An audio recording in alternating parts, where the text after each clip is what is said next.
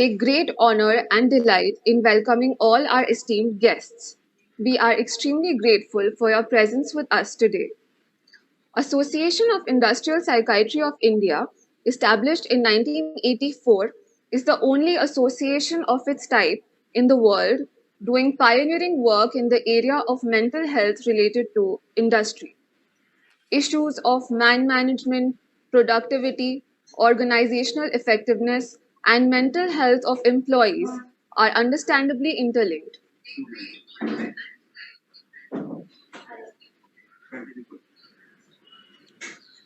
And they present as an area of deep concern for us as mental health professionals. By creating awareness and proactively countering the encumbrances, Association of Industrial Psychiatry of India addresses the aforementioned issues in human resource management and development. This year, our theme is COVID and Psychiatry. A quote in purview of this year's theme by Susan Taylor: "Seeds of faith are always within us. Sometimes it takes a crisis to nourish and encourage their growth." I shall now take the privilege of inviting Professor Brigadier Dr. P.K. Chakraborty as chairperson of the current session to herald us into the conference with a continuing medical education. Dr. Professor Brigadier P.K. Chakraborty is a senior advisor in psychiatry, professor and head of the Department of Psychiatry of AFMC Pune, consultant psychiatry to the Armed Forces, Deputy Director Medical Services of a Corps, Professor in Psychiatry and Director RINPAS, Medical Director and Professor of Psychiatry, Manipal College of Medical Sciences, Pokhara, and Professor of Psychiatry, Malaysian Allied Health Sciences University, Kuala Lumpur. He has been the past president of Association of Industrial Psychiatry of India and the Indian Psychiatric Society, Jharkhand State Branch. He has won a number of awards for academic excellence and is an editorial board member of referee of number of journals. He has edited one book and numerous professional papers and has organized a number of national, zonal, and state conferences. I now invite him to inaugurate the CME. Thank you very much. I welcome on behalf of the Association of Industrial Psychiatry of India, CME, this morning. And topic chosen is quite relevant to what we are passing through. Oh, it has gone now. Sorry.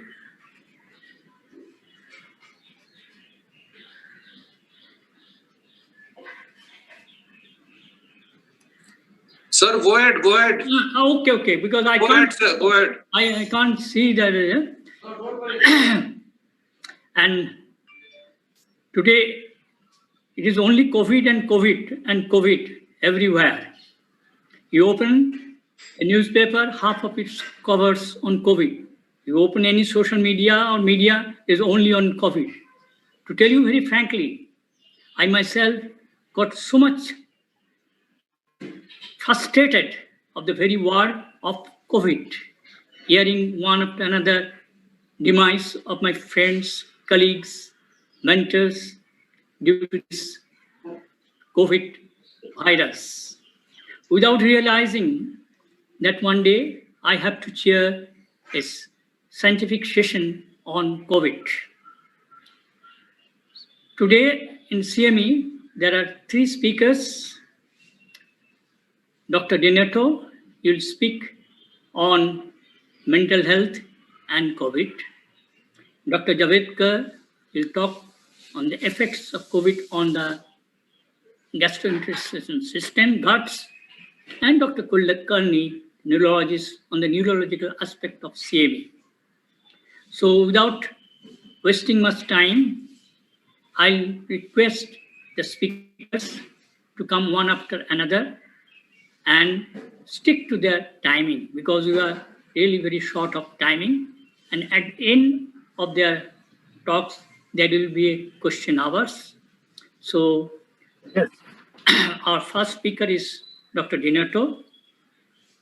I request him to deliver his lecture on COVID on the mental health today. Dr. Dinato, please.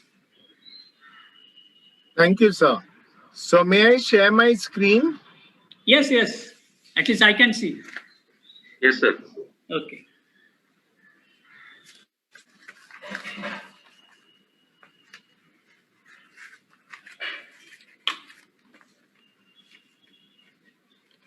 One minute. Huh?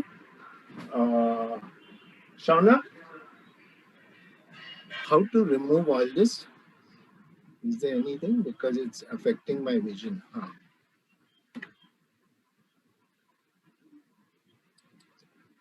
Okay, got it. Okay. So maybe you can just be around somewhere and you can see that that noise doesn't come here. So I will be speaking on the topic COVID-19, a pandemic disaster and overview. I will be talking about a pandemic disaster, the pre-impact phase, the impact phase, and the post-impact phase. And then the psychosocial management and my take-home message. What is a disaster?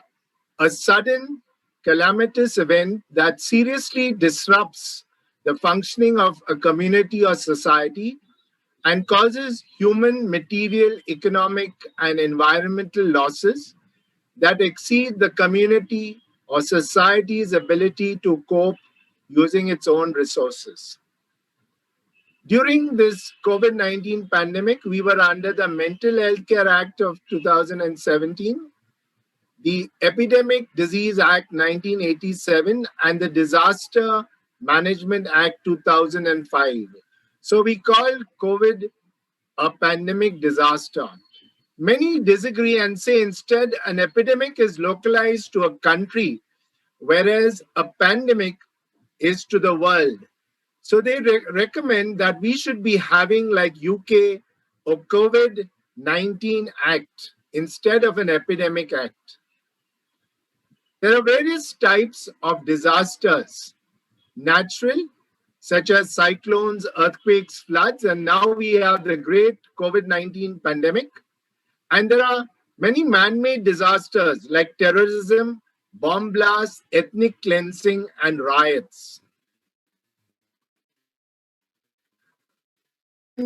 Pandemic, we had the Amphan super cyclone on the east coast, the Nisarga cyclone on the west coast with the southwest monsoon approaching, CAA protests, elections in some states, farmers' agitation, tension on the Indo-China, Indo-Nepal, and Indo-Pakistan borders.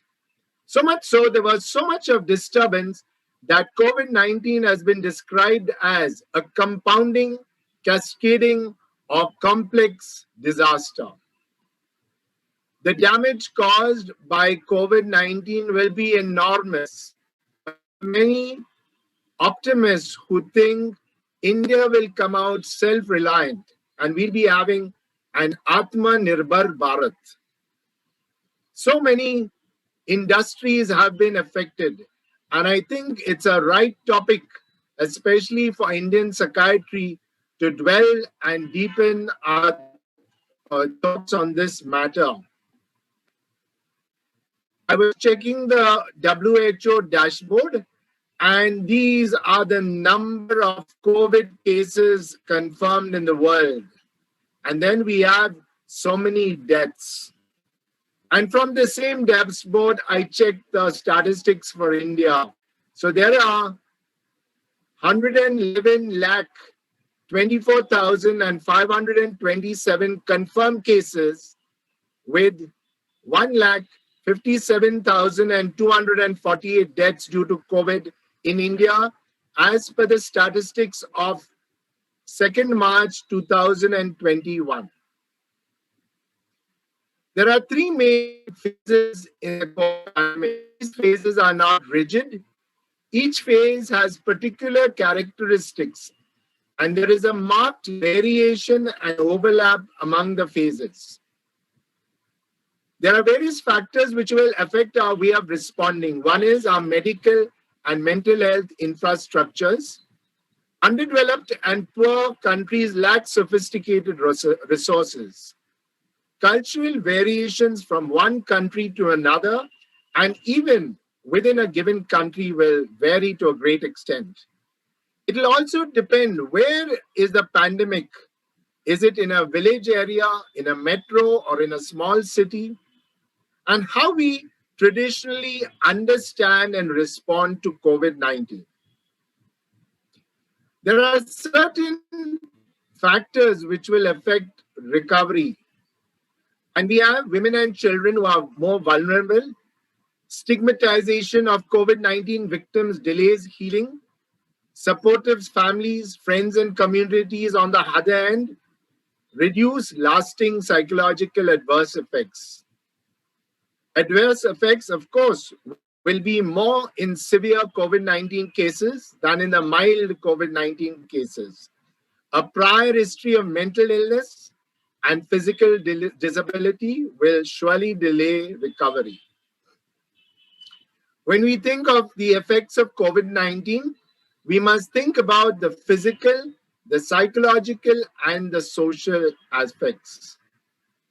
Sometimes lot of importance is given to what is seen, the physical and the social, whereas the silent suffering that goes within a person, the psychological, is at times very badly neglected.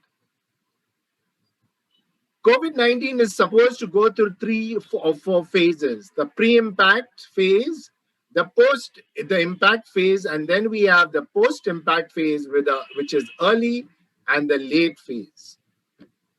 Now, these phases, as you all know, they are not rigid because you can go from impact to pre-impact and back and forth, especially now with the threat of a second wave and mutations all around and super spreading events.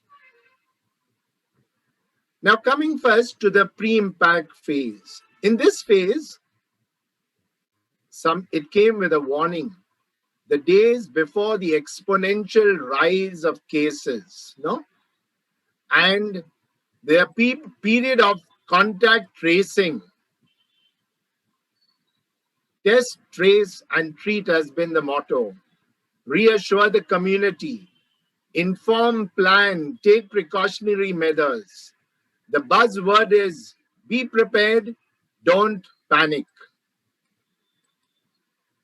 Now, if we have to study the COVID timeline, December 2019, China alerts WHO to several cases of unusual pneumonia in Wuhan, a city of 11 million people. Then WHO officially announces that they identified a new virus and named it 2019 NCOV.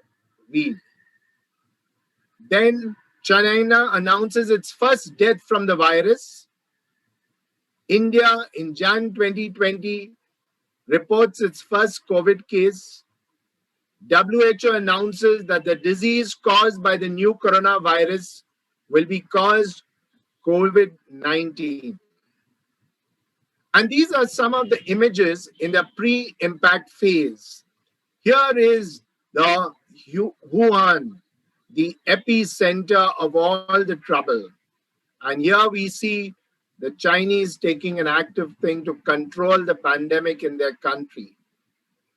And no sooner was there, we had confirmed cases in Pune, in India, then Kerala confirms its first corona case. Coming then next to the impact phase. Here, there is an exponential rise of cases.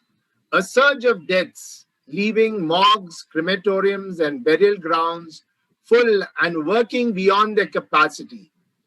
Patients and survivors grieving the loss of their loved ones who had not received a formal burial. Hospitals get full, leading to lack of beds for patients, shortage of ventilators, and difficulties due to an extraordinary large number of patients. Most relief is focused on medical treatment and trying to stabilize the situation. Patients must be isolated, given medication, oxygen support, and some require a ventilator. Shock, panic, anxiety among victims and caregivers. Health workers are under stress and at times leading to burnout. So here we see this famous word, flatten the curve. What does that mean? The rise of cases, and through our social distancing, wearing of masks, and sanitization, we plan to decrease the number of cases so that we can attend to the many that will come for medical help. The timeline for the impact phase, March 2020, India reports its first fatality due to the COVID-19. Then Janta curfew observed in India, a national-wide lockdown imposed till April 14th. Migrant laborers walking hundreds of kilometers along highways to reach their villages. The Prime Minister called citizens to light diyas, candles, torches, and flashlights to show solidarity with COVID-19 frontline healthcare workers. The Prime Minister extends the 21-day lockdown to May, while India records 1,000 confirmed deaths due to COVID-19. The Home Ministry then, May 2020, extends the lockdown, but liquor shops are allowed to reopen. Phase 1 of the Vande Bharat mission to evacuate 15,000 Indians stranded abroad begins. 50,000 confirmed cases reported in India. Prime Minister announces the rupees 20 lakh crore Atmanirbhar package. MHA extends lockdown. Total COVID cases in India cross 1 lakh. Domestic flights services resume. Here are some images of the impact phase. If you see the deserted streets during the Janta curfew, and here families banging thalis and all to show their solidarity with the healthcare workers who are risking their lives due to the COVID-19 pandemic. The Vande Bharat mission begins with Indians stranded abroad being brought back to India. And then what was very pitiable is to see the migrant crisis. This migrant people have been found to be a very resilient community. Dr. Bahale has done some research on this from Pune, and they found that most of them were having good mental and physical health, except a few cases. But they trudged their way home, and some of them even pregnant, and some even lost their lives on the way. Then we come to the post-impact phase, the early stage. Once the situation has been stabilized, attention returns to long-term solutions.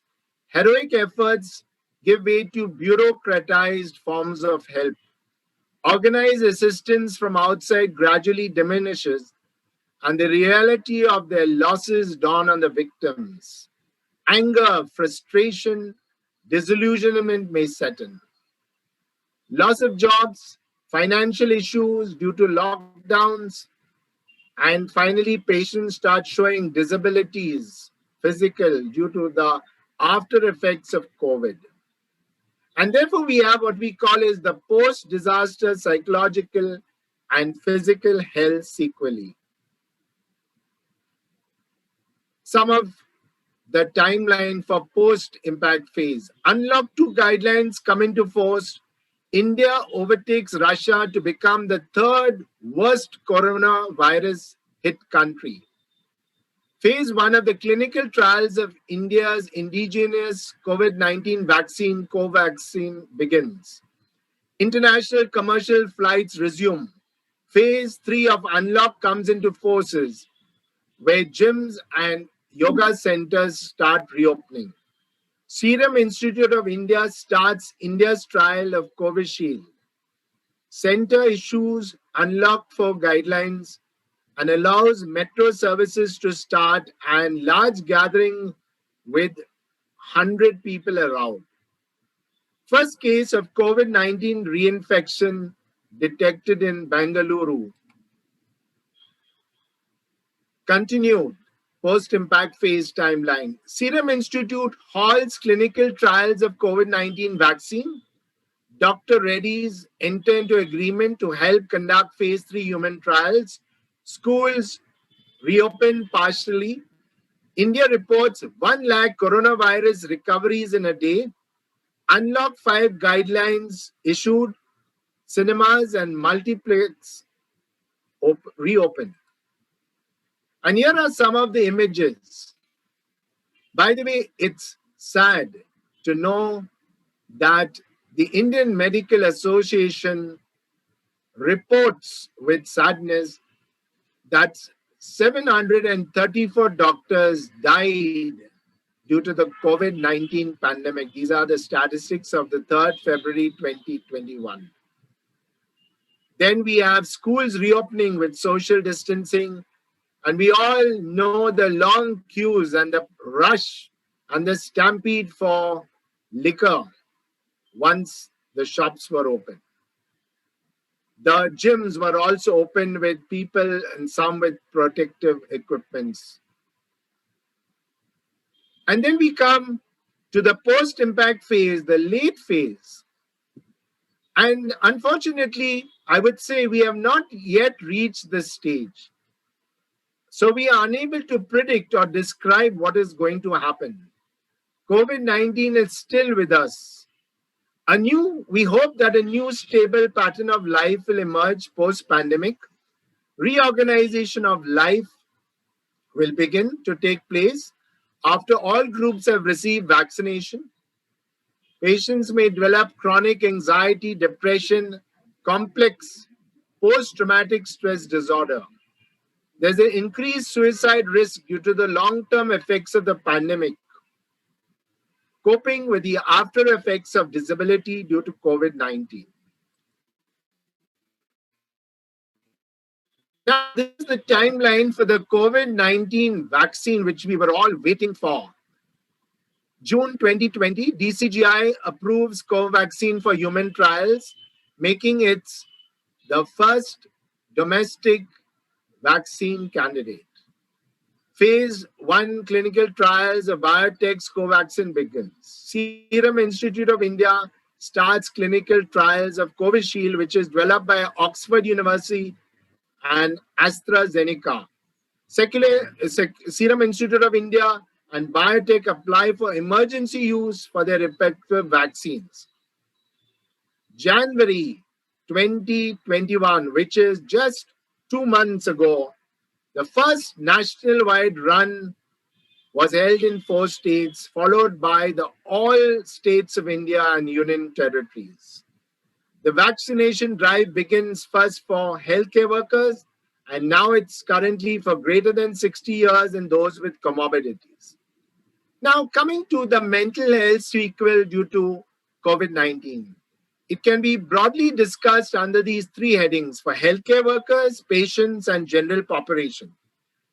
This data is updated till January 2020. That's about a month ago. It's the latest data from the updates I got from US, which I'm sharing with you. So, healthcare workers and mental health sequel due to COVID-19.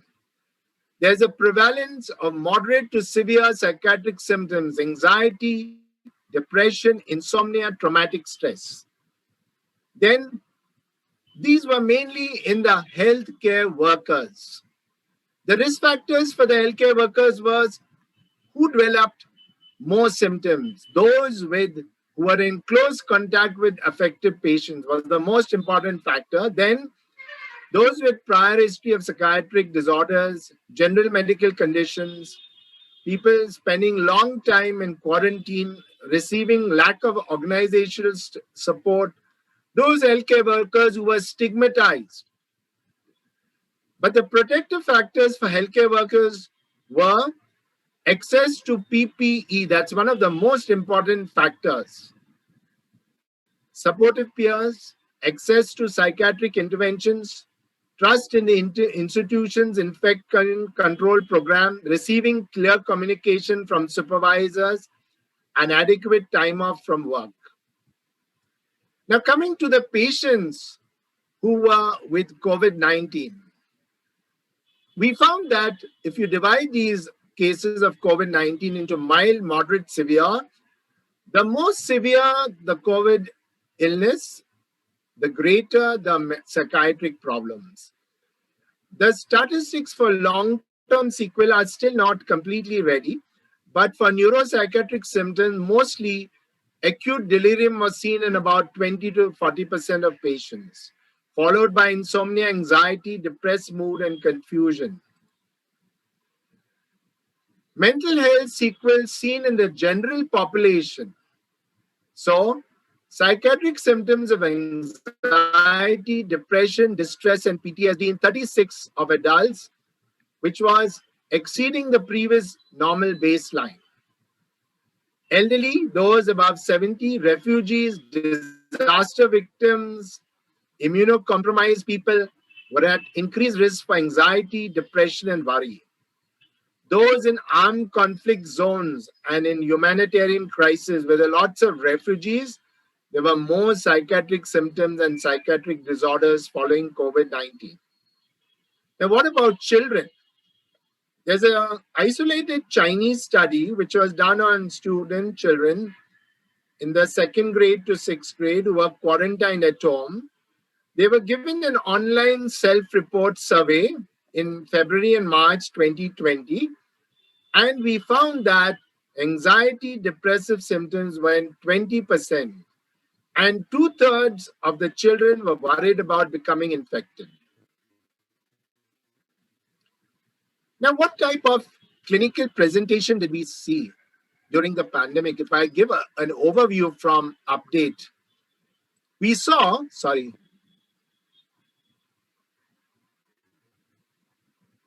So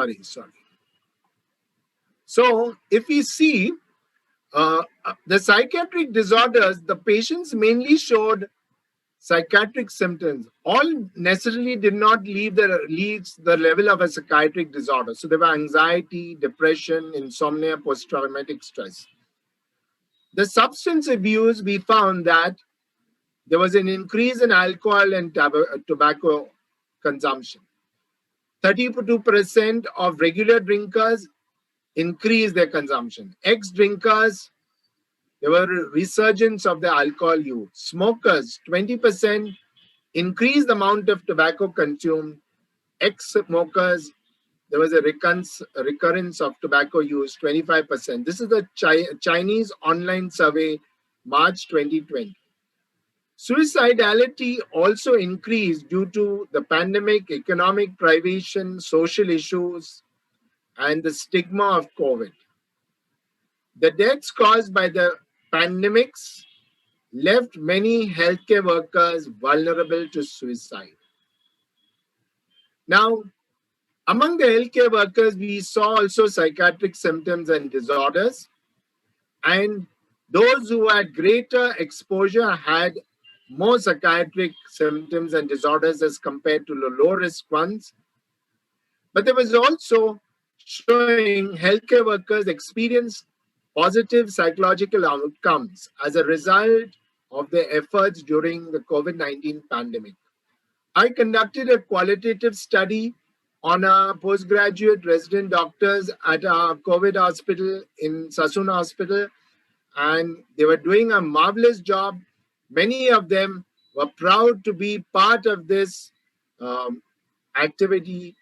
But of course, initially there was a lot of stress and worry, but gradually in their subsequent duties, the stress decreased. Now, what about the patients with COVID 19? We saw mainly delirium in the acute phase, confusional state, acute psychotic, acute cerebrovascular accidents. And then there is something called as the COVID 19 syndrome, long haulers or long COVID. These are patients who have multi system disease, even a mild illness, and cyclical and variable, and people struggling with these persistent symptoms month after reinfection. And some of the symptoms are chest pain, shortage of breath, muscle and joint pains, headache, and cognitive impairment. This is referred to on many of the TV channels, if you saw, as brain fog, and some develop fatigue. What was the state of people with pre-existing psychiatric illness? So there was an increase in symptomatology. Many schizophrenic patients had a psychotic relapse, and their delusions were colored with COVID 19 content. Due to poor insight, they were unable to follow COVID 19 preventive measures, especially the homeless patients. And no one was willing to take them into a psychiatric indoor setup due to the infectivity rate which had gone up. What about individuals in quarantine? Increased psychiatric symptoms, anger, anxiety, boredom, confusion, lots of stress. And following the quarantine, avoidance behaviors, subthresholdism of alcohol use disorders, PTSD, stigma, domestic violence, and suicidal ideation, and behavioral problems.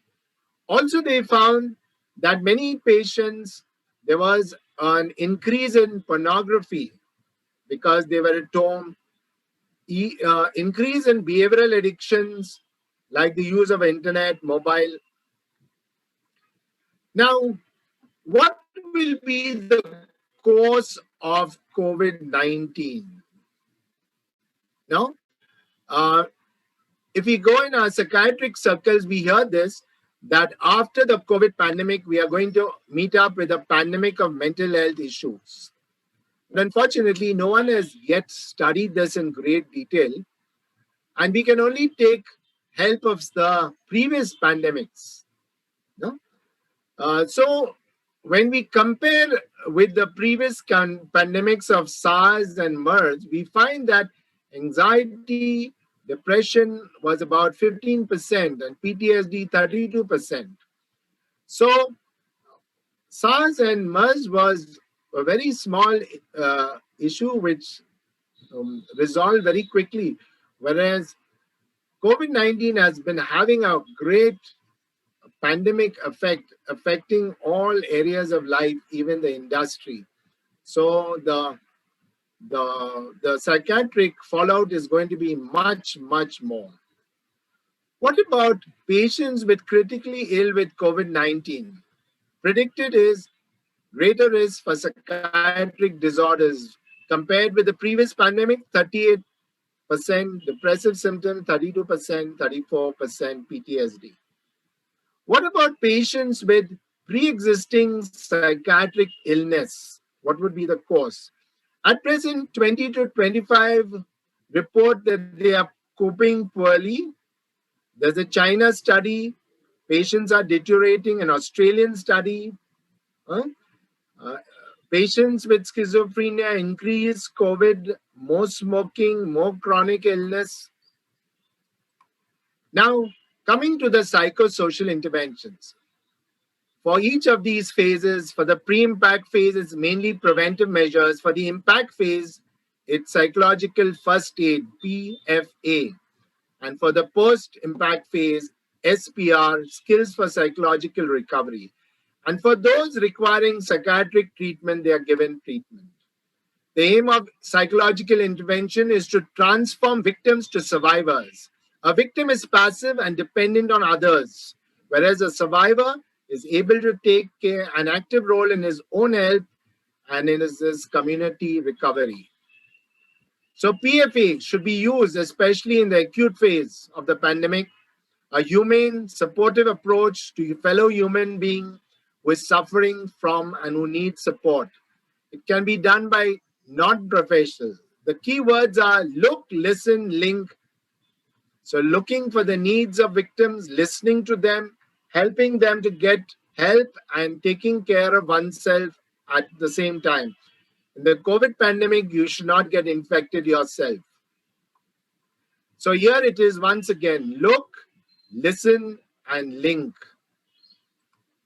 And then we have SPR, which is a evidence-informed modular approach to help victims from disaster.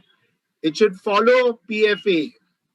You have to identify problem areas in the person's or the victim's life and then find realistic solutions. Various manuals are available.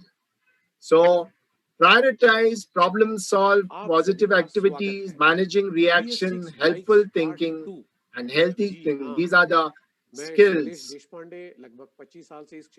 So now we come to the treatment aspects of managing COVID-19. So those who develop psychiatric symptoms, we need a cost-effective approach. We need to monitor the progress. Surveillance for domestic violence and child abuse. For those who are experiencing anxiety due to the pandemic, a media diet, this has become a buzzword. Less of the media listening to all this devastation due to COVID-19 can make patients and weak people more nervous. Exercise, mindfulness is also a good method. For psychiatrists who are going to consult for psychiatric disorders, they should take precautions with a PPE and use of masks. Family members have been kept away from the indoor patients. So what is recommended during the treatment is video conferencing, grief counseling for those who have lost family members and could not give a burial to them. Healthcare workers need to approach for psychiatric treatment if they require, but they'll be afraid to do so because of stigma and because of career advancement. Individual in quarantine should be explained the procedure and okay. So we also found psychotic disorders, those who want depot preparations went for a relapse. So depot preparation, ECT, many of the anesthetists were involved in the COVID ICOs, but now we have them back. Clozapine, lithium workup also required for psychotic disorders. We have to find a solution. For those hospitalized psychiatric patients with COVID-19, we need telepsychiatry services and also medical treatment. Suicidal patients need assessment, could be done through telepsychiatry services and also social work department for financial issues. So these are some of the preventive measures which were used during the pandemic while we were administering and managing our patients. Social distancing, masks, and washing, and you can see the distancing and online telepsychiatry. I've come to the end of my presentation. We are now in the COVID-19 vaccination period. We need to take stock of the situation of the mental health issues related now to vaccine hesitancy, which was all this while. And now we see vaccine eagerness, where people are rushing to get the vaccine and there's a stampede causing injury and damage to so many people. So I'll end with my take-home message. It's very short, but COVID-19 is a pandemic disaster with global implications. It has a pre-impact, impact, post-impact phase early. We have not yet reached the late phase. We need to address the mental health impact issues of each phase in the general population, in health workers, and in psychiatric patients, both with and without COVID-19. We need to continue to monitor the course of the illness. We need to plan appropriate psychological interventions and psychiatric treatment for those with mental health problems during the various phases of the pandemic. These are my references. Sorry. Thank you for listening. So I'll stop sharing now. I stop sharing.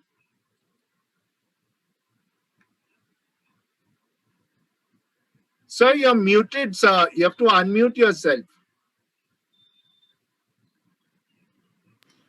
Can you hear me? Okay. Yes, yes. Now we can hear you. Okay. Dr. Narendra Javadkar, please.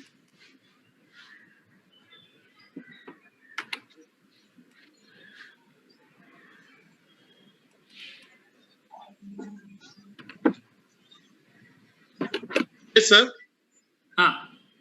Doctor, thank you. Please take your time, please. We are already running short. Yes, sir. Okay, thank you. So shall I start? Yes, yes, yes, please. Yeah. Can anybody load the slides, or shall I share my screen? No, you share your. Is anybody going to load the slides? Yeah. Yes, sir, we are doing. Okay, they are doing it. Okay.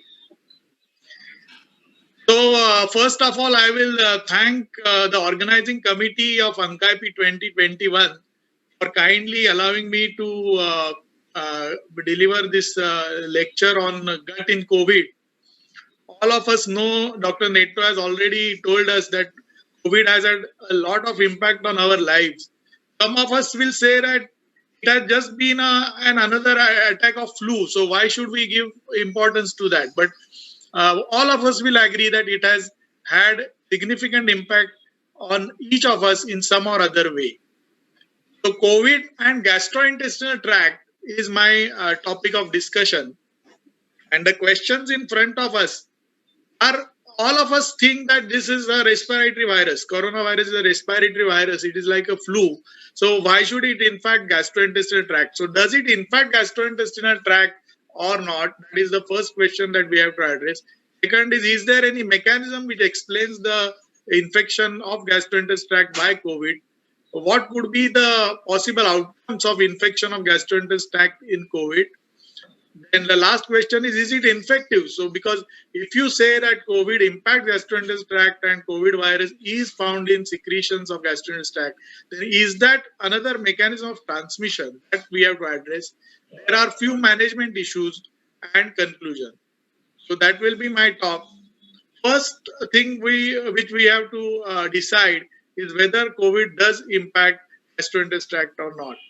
And you will find that yes, though respiratory virus primarily, because it has got affinity for that ACE receptor, wherever the ACE receptors are present in large numbers, that site is impacted by COVID. And gastrointestinal tract is one of those where that ACE receptors are expressed in large number. So that explains why gastrointestinal is affected. You can see these results from China, because China has been in the forefront of COVID research, and we have been using the Chinese results. So in Chinese studies, almost 50% of the patients did have some or other affection of gastrointestinal tract. Anorexia being commonest, nausea, vomiting, diarrhea, sometimes GI bleed, and even hepatobiliary system has been affected by COVID. So if you see hepatobiliary status, almost 50% of the patients had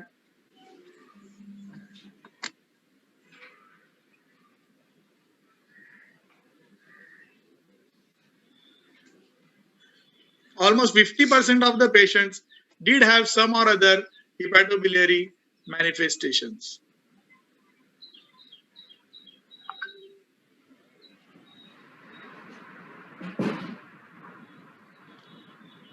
So loss of 50% of the patients had hepatobiliary malnutrition, and it does affect gastrointestinal tract also. And it does affect pancreas also, because pancreatic enzymes have been found to be abnormal, again in at least 30% of the patients. But no patient had significant pancreatitis, acute pancreatitis, so to say. Mesenteric artery thrombosis and mesenteric vein thrombosis is another effect of COVID because of its procoagulant activity. So that can also impact gastrointestinal in an adverse way. What could be the mechanism of gastrointestinal symptoms? One is, of course, direct infection, as we have already told you that it impacts that ACE receptor. Second is the effects of systemic inflammation. So anorexia, which is very common in COVID, is explained just by systemic inflammation. And last is effect of drugs which are used for treatment of COVID. All of them do have impact on gastrointestinal tract. So this is the figure which explains that interaction of SARS-CoV with ACE receptor. The spike proteins on the surface of SARS-CoV bind to angiotensin converting enzyme 2 receptors on the surface of target cell, and type 2 transmembrane serine proteinases cleaves the ACE receptor. So this ACE receptor cleavage helps that virus to bind to the receptor site, facilitating its entry into cell, and then the virions multiply and destroy the cells. So these are the mechanisms by which gastrointestinal is affected. One is direct cytopathic effect of SARS-CoV. Second is systemic inflammation and ischemia. Third is inherent enteric pathogenicity of coronavirus and adverse effect of drugs. All of them cause effects on gastrointestinal tract, hepatobiliary tract, pancreas, and we all know that diabetes also, it has the islet cells also express a lot of ACE receptors. So many patients with COVID have increased levels of sugar even if they were not diabetic, and those who are diabetic do get severe hyperglycemia, sometimes even leading to ketosis. These are the drugs which are used in COVID-19, and all of them have GI side effects, chloroquine and hydroxychloroquine being prominent of them, but even remdesivir, which has been used quite frequently, has effects of nausea, vomiting, gastroparesis, GI bleeding, and even increased abnormal LFTs. Tocilizumab, which was used for cytokine storm, does have effects including gastrointestinal perforations in patients who were using steroids or have history of diverticulitis. Loss of smell and taste has been a peculiar effect of COVID, and initially there was a thought that it affects those odor sensing neurons which are in the olfactory bulb, so it could reach brain also. But post-mortem studies have revealed that virus doesn't reach brain, and the effect of loss of smell and taste is because of effect on sustentacular cells, which are sort of binding agents for those neurons, and that is why these cells are affected by virus, infected by virus, and that is why there is loss of taste, which is very, very common in COVID patients. Is it possible that there will be fecal-oral transmission of COVID? Fecal-oral transmission can occur because of 5 Fs: fingers, flies, fields, fluids, and food. Contamination of all these can cause fecal-oral transmission. We all know that COVID-19 spreads by aerosols, rarely query. That is a query because aerosol transmission has not been proved. It has not been proved whether the virus remains alive in aerosols. But if the aerosols are less than 5 micrometers in diameter, the virus can remain alive in aerosols. Droplets is the commonest mode of infection of COVID. Fomites, whether on the surfaces, the COVID patient touches so many surfaces, and whether these fomites are able to transmit, that is again a query, because virus has to remain alive in these fomites. It depends on the stability of the virus in that environment. The main route is, of course, aerosolized droplets from the posterior pharynx and bronchioles of infected individual, but the possibility of fecal-oral transmission exists. The duration of viral shedding has been found to be from day 1 to day 28. And even when the virus is negative in respiratory samples, the fecal-oral transmission is a possibility because virus has been isolated from fecal samples as long as 28 days after the infection. Only question is whether it is a live virus. Given the expression of high ACE2 receptors in intestinal epithelium, it is plausible that gut is site of active replication.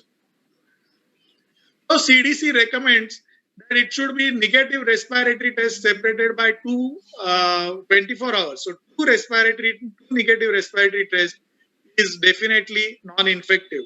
But considering the potential of continued fecal-oral transmission, investigators have recommended that we should do RT-PCR on feces also before assuming that this patient is absolutely non-COVID or non-infective. The best practice is that it may spread through 5Fs that I described before, and attention should be paid to preventing contact with COVID secretions, COVID GI secretions. So importance of hand hygiene, hospital sewage, in disinfection of toilets should be carried out, as it could be, digestive secretions could be a potential source of infection. Is it dangerous? So suppose if the person has a lot of GI symptoms, does it carry any meaning for prognosis? Loss of smell and taste have been said to carry good prognosis, in fact. Those patients, generally younger patients, have a lot of smell and taste issues and they have good prognosis. But other GI symptoms, the results are conflicting. This is the JGH Open article, which is this forest plot, various studies which have described odds of death with any GI symptoms versus no GI symptoms. You can see from Chinese studies, there is some, the results are showing there is some increased risk of death when GI symptoms are prominent. But American studies, North American studies show that in fact there is a less risk of death when GI studies are prominent. So all in all, we can say that the results are neutral. Is there any relation with psychiatric morbidity and GI symptoms? Dr. Netto just described a lot of psychiatric morbidity, and this is a study from Italy, and they have studied the role of inflammatory markers, correlation of inflammatory markers with psychiatric morbidity, and they have found that baseline systemic immune inflammation index, which reflects the immune response and systemic inflammation based on peripheral lymphocyte count, neutrophil and platelet counts, is positively associated with scores of depression and anxiety on follow-up. So gastrointestinal tract, whenever it is involved, there is a lot of inflammation because basically CRP is a marker of inflammation and CRP is secreted from gastrointestinal tract. So whenever these patients have a lot of inflammation, probably psychiatric morbidity may go up. It's a matter of investigation, of course. The management is simple. Most of these symptoms are mild to moderate in severity. Diarrhea is low volume, does not cause severe dehydration. So basically all symptomatic treatment, anti-emetics, treatment of anorexia, enteral nutrition, dietitian consultation, and monitoring of liver enzymes. Thromboprophylaxis for thrombotic complication prevention and infection control policies, which are very, very important whenever you are dealing with gastrointestinal secretions and whenever you are handling the patient.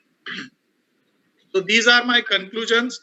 That though it's a respiratory tract pathogen, its pathogenesis may be responsible for gastrointestinal manifestations which accompany COVID-19. Some patients have experienced gastrointestinal symptoms. Laboratory abnormalities like hepatic and pancreatic injury has been described depending on the severity of COVID. As ACE2 is present in gastrointestinal tract, it definitely explains the virus ability to dysregulate the digestive system, hepatobiliary function, and pancreatic function. It has also been shown that it can remain in stool for a longer time, and it may serve as an evidence of gastrointestinal replication and subsequent shedding. Hepatic function derangement and pancreatic injuries rare but mild, and they are a result of direct infection, indirect consequence of inflammation, hypoxia, or related to drugs which are used. Fecal-oral transmission is again a questionable thing, but it poses a challenge for gastroenterologists who are dealing with these patients especially if you are planning some invasive interventions like gastroscopy, colonoscopy, etc. Limited availability of PP makes the matters worse. So effective and safe delivery is a challenge. It's of utmost importance. Various gastroenterology societies have published many guidelines, and with no end to pandemic in sight, it is important for healthcare workers and gastroenterologists to be aware and adherent to these guidelines. I again thank all the organizing committee, the respected chairperson, and I will end my talk here. Thank you. Thank you, Dr. Javadkar. Very nice talk you have given, and best thing you stuck to the timing. Thank you very much.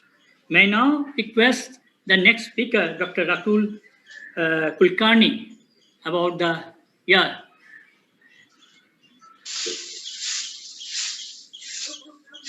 effects of COPD on nervous system. Thank you, Dr. Kulkarni. Please go ahead. Can you hear me, Dr. Kulkarni? Hello?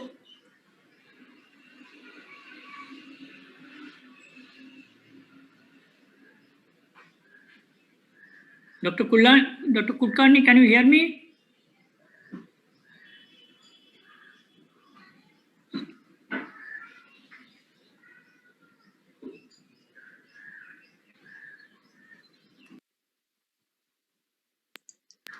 Sir, we are waiting for Dr. Kulkarni for